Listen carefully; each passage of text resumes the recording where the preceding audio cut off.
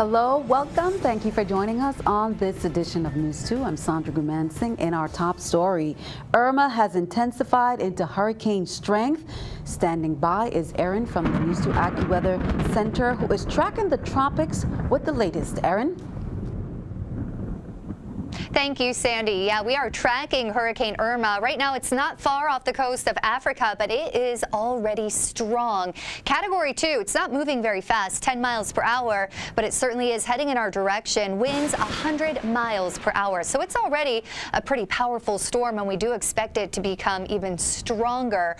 By early next week, it's going to be on our doorstep. By late next week, we could certainly be feeling the impacts, potentially a Category 3 hurricane, but there are other options. Irma might miss us altogether, something that we all need to keep tracking, and I'll have much more information on that here in just a few minutes. Thanks for that, Erin. Well, VITEMA's Director Mona Barnes is encouraging the community to closely monitor weather reports on Hurricane Irma and to be ready in the event the U.S. Virgin Islands is placed under a hurricane watch or warning. Here's more. Irma has intensified into hurricane strength. Forecasters are predicting the tropical cyclone may become a major hurricane soon. The trajectory and the path, we are not quite clear at this time. We are just going to continue to monitor. I am going to ask the people of the Virgin Islands, even now, to start preparing for this storm, even though it's a few days out. Irma is moving toward the west-northwest near 10 miles per hour. For the past 2 days, I have been in touch with the National Weather Service at least 2 times a day, as well as FEMA, the Caribbean Area Division in Puerto Rico, and we are taking a very close look at this storm. Barnes added that we have been fortunate in the past few years. The territory has been spared from the type of devastation we have seen in Houston over the past several days. But she says we cannot afford to be complacent. Well, presently what we are doing is having conversation with the Federal Emergency Management Agency, and I want to just have the community be safe in knowing that I know that there is a situation or recovery process from Hurricane Harvey now in Texas and that surrounding area. However, FEMA does have personnel that are slated to deploy to the U.S. Virgin Islands once we find out if it is necessary. So I don't want folks to think that folks will not be coming to our area because everybody's by Hurricane Harvey. That is not the case. We are definitely in partnership with FEMA. I also want to say that we've already started partnership with the private sector as well. I'm going to be having some meetings later with the either grocery stores, other what we call critical infrastructure. We'll be meeting with them and ensuring that they have a plan as well. For more information on how to prepare, visit www.ready.gov and register instant alerts from the National Weather Service and VITEMA at www.vialert.gov. We have also started distributing maps within the territory, so you can go to the major supermarkets, the gas stations. I know for sure in St. Croix, the One Love gas stations in St. Thomas as well. And if you can't find any at those distribution areas, you can always call our office and receive a map. I will tell you, if there are advisories, you will start seeing them coming through VI Alert. And so if you do not have VI Alert, we strongly recommend that you sign up for VI Alert. The key is to just stay informed. And any questions or concern you may have, you can call the offices in St. Croix, 773-2244, in St. Thomas, 774-2244, and in St. John, 776-2244. Meanwhile, dramatic rescues taking place across southeast Texas as the deadly aftermath of Harvey continues to cause widespread devastation. The military, part of that rescue effort, airlifting families to safety above floodwaters. More help is on the way. 2 naval ships carrying nearly 700 Marines and even water purification systems poised to offer help to the state, local, and citizen crews, two areas in dire need of help, Beaumont and Port Arthur. Dozens of seniors were stranded in a nursing home before help could arrive, and in Beaumont, Texas, the city lost its water supply after pumps failed due to the flooding.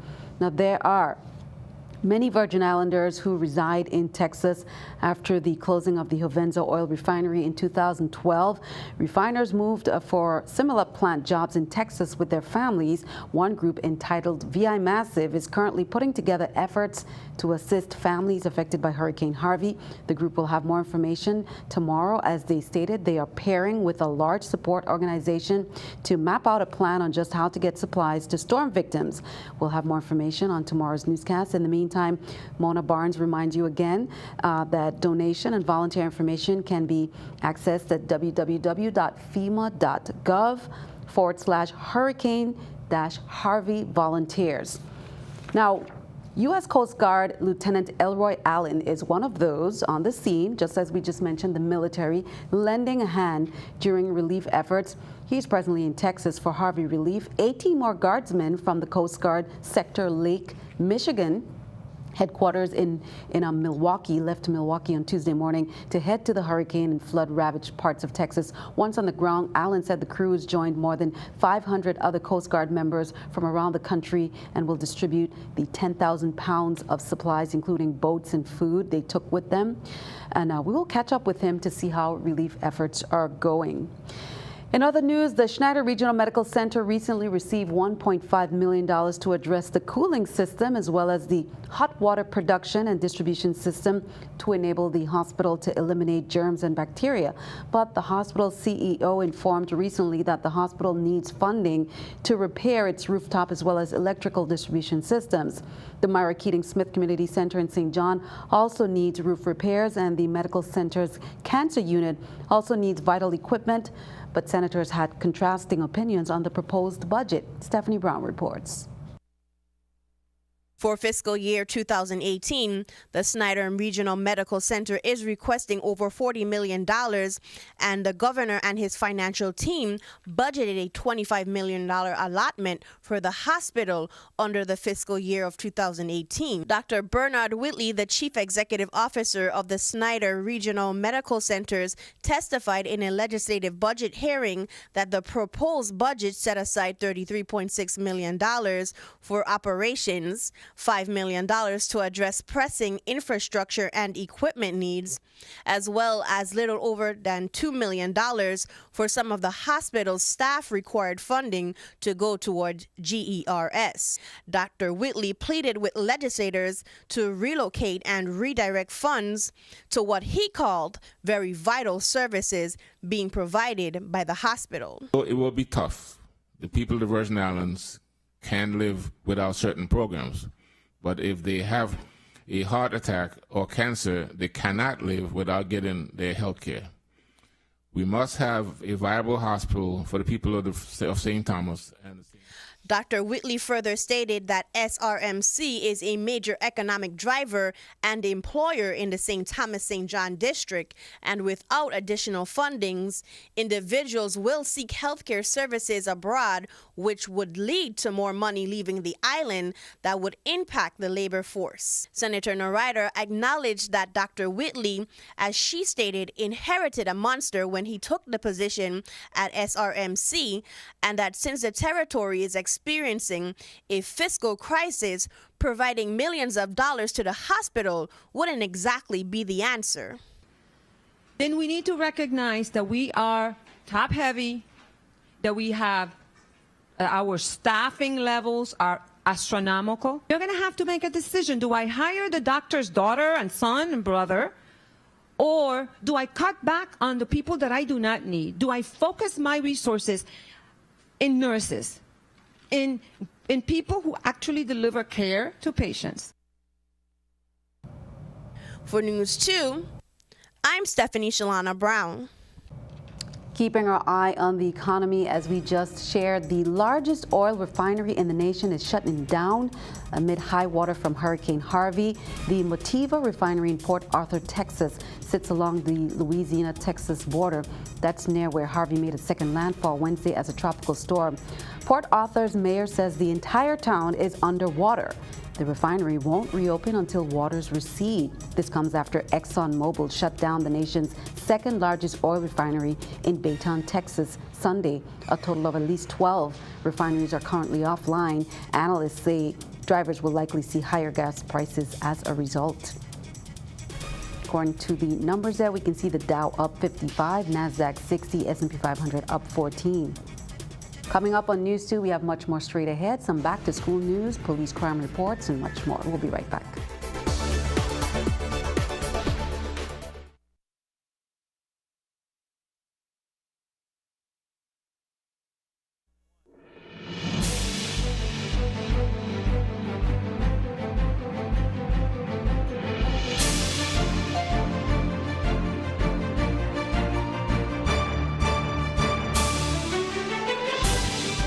Welcome back. In tonight's Caribbean news, we turn to Dominica. Treasurer of the Dominica Freedom Party says money remained one of the greatest needs of the party, which wasn't the case back when the party won elections in 1980.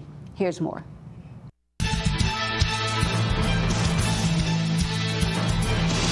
In related news, Treasurer of the Dominica Freedom Party says money remains one of the greatest needs of the party as it seeks to contest general elections in Dominica.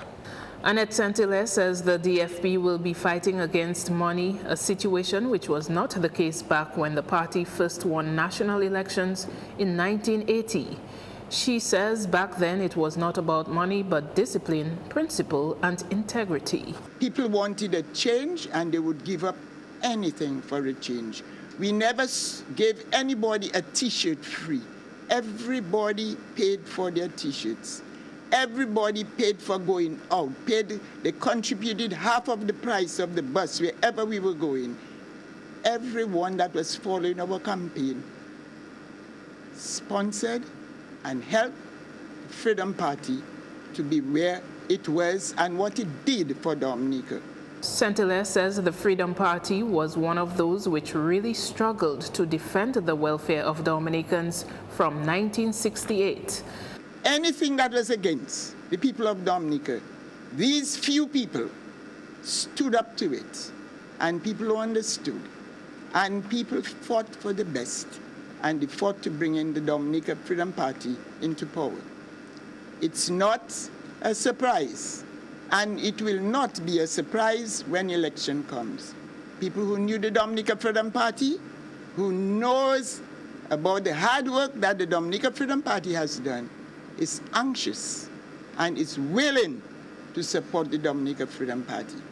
So dear young people, don't think of the things that you can get free and say, boy, I don't want that or I don't want this because I can get this. What you earn through hard work, you enjoy it better.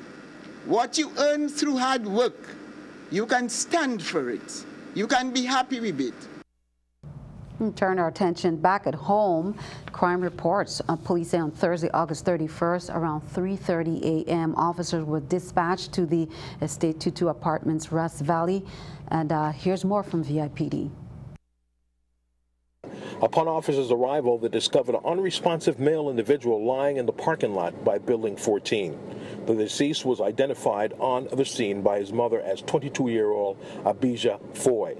This case is under investigations by the Criminal Investigations Bureau. If you have any information on this crime or any other crime, call the Criminal Investigations Bureau at 340-774-2211, Crime Stoppers VI at 1-800-222-TIPS or 911. Also, police say on Wednesday, August 30th, around 2:53 p.m., a gunshot victim showed up at the Schneider Regional Medical Center emergency room. Upon officers' arrival to the ER, contact was made with the victim, a 31-year-old male who stated that he was walking in the Savannah area when he heard a gunshot. The male stated that he ran off as he began to feel pain and realized he was shot. He was transported to the Schneider Hospital in a private vehicle to seek medical treatment. The victim sustained a single gunshot wound to the right flank side of his body. He was treated by the ER room doctors for his injuries, and this case is presently under investigation by the Criminal Investigation Bureau. Again, call them if you have any information that can assist. The U.S. Virgin Islands Economic Development Authority, they held a beneficiary summit on St. Thomas on Tuesday and on St. Croix today at the Renaissance St. Croix Carambola Beach Resort and Spa. The theme of this year's summit, commemorating 45 years of spurring economic growth. The summit featured a history of the VIEDC program updates, and how VIEDC beneficiaries have contributed to the territory. The audience consisted primarily of representatives from companies participating in the VIEDC tax incentive program. Presenters included Department of Tourism's Commissioner Beverly Nicholson Doty, Margarita Benjamin, Director of Applications, Andrew Klutz, the Marketing Director for the VIEDC, Ambassador Program and keynote speaker Justin Moorhead, who emphasized the importance of place and inclusive growth. The summit provided an opportunity for the sharing of ideas, concerns, and partnerships to all in attendance. According to Wayne Biggs Jr., the acting CEO of the USVI Economic Development Authority. Program shows that there is a partnership between the VIEDC and the beneficiaries, and we just wanted to show them that we appreciate them being here, and we realize the impact that they play in economic growth and development of the territory. Yeah, the breakout session gives the beneficiaries the ability to work face-to-face with some of our sister government agencies that are part of the process. So there's a vast array of entities that we call our task force agencies that all play a part in this, and we wanted them to have the opportunities to indicate what difficulties they may be having and how we can improve processes, but also to do face-to-face. Many times we talk to people on the phone and we don't have that face-to-face interaction, and this gives our beneficiaries a chance to interact directly with government entities. I want to thank the beneficiaries. As I indicated, they do have an important role to economic growth and development of the territory, and as you just saw from our presentation, our ambassador's presentation, we're looking for everybody to promote the territory and encourage additional investment into the territory. Okay, well, here's an update. Yesterday, we reported a delay. However, some good news.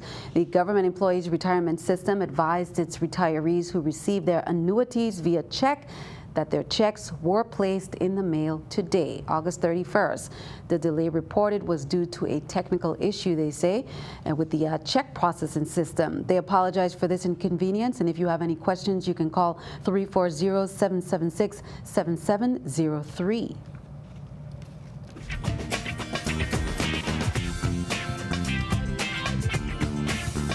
Back to school preps are underway. Pearl B. Lawson Elementary School will be conducting their orientation and begin classes for all students for the school year starting at 8 a.m. on Tuesday, September 5th. Parents should accompany their child and be prepared to pay the school insurance fee. For more information, you can call the Pearl B. Lawson School at 340-773-3070. Well, in an effort to ensure that students are adequately prepared for the inception of school, Senator Jean Ford will be making a large donation of school supplies to all 9 elementary schools on St. Thomas. Now, that donation was made possible by the generosity of the St. Mary and St. George Coptic Orthodox Church Youth Group, whom the senator hosted just last week, as we shared. The group donated 11 suitcases full of pencils, construction paper, scissors, erasers, rulers, glue, notebooks, colored pencils, and more. The Coptic Orthodox Church also participated in a series of volunteer work, including painting the Julius E. Sprouse School. The group, accompanied by local students, spent the entire day painting the school cafeteria, kitchen, and the annex. Senator Jean Ford, who is the chairman of the Committee on Education, Youth, and Recreation, also participated in the 2017 Back to School giveaway, where his team handed out over 200 bags packed with notebooks, pencils, pens, and a water bottle. Well, every year, Judge James Carroll and Celia Carroll, they hold a back-to-school day of prayer to prepare our students for a successful year. They say more than ever, this action is needed. Now, it's going to be held on Sunday, September 3rd from 3 to 5 at Emancipation Garden. It's presented by the VI Mothers Against Guns and the Jason Carroll Memorial Fund. Here's more.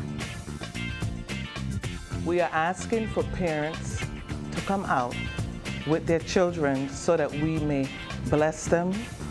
We would like to pray a prayer of protection for them. As you know, things have changed and prayer is essential. So we would like to offer up prayers for our students, and we hope that all parents will come out even if your child is off island for school, you could still come and stand in the gap for them. I mean, many pastors bring at these events. I mean, we did send communication to the pastors in our fellowship. But if any other pastor out there that we missed, we would like you to be a part of the function. We're here to work together, and we want to be able to do a prayer of prevention and a blessing.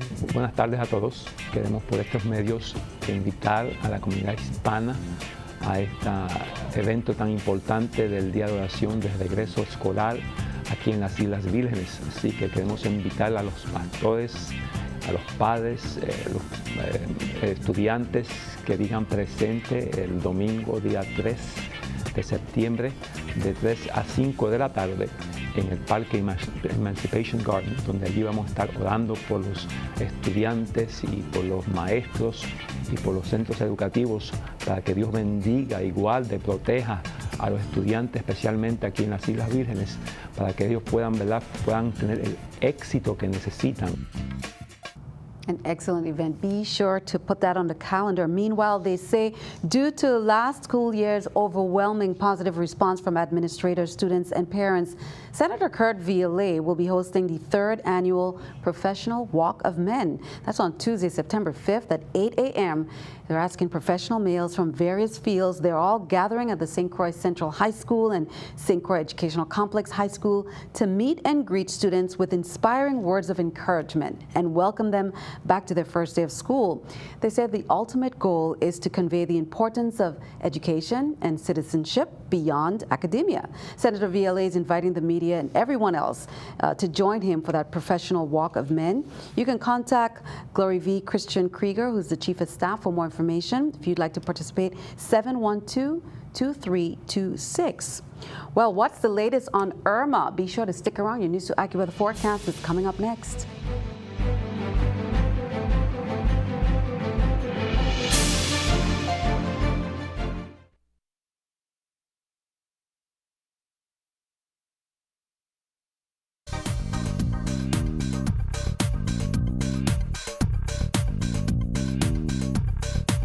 We are seeing beautiful conditions here today. Really not much going on. Look at the satellite.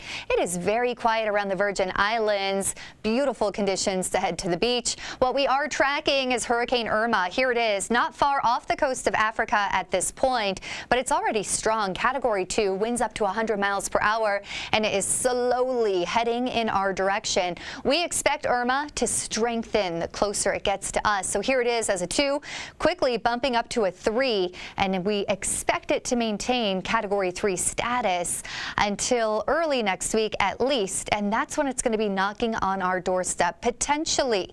If Irma does reach us, it's going to be late next week, but it might not reach us at all. We do have this high pressure system in place. It's pretty strong, so Irma might get sucked up in this high pressure system and pulled to the north, and if that happens, it's going to miss the Caribbean altogether. So still, there's a lot that could happen between now and late next week. That's a pretty long time.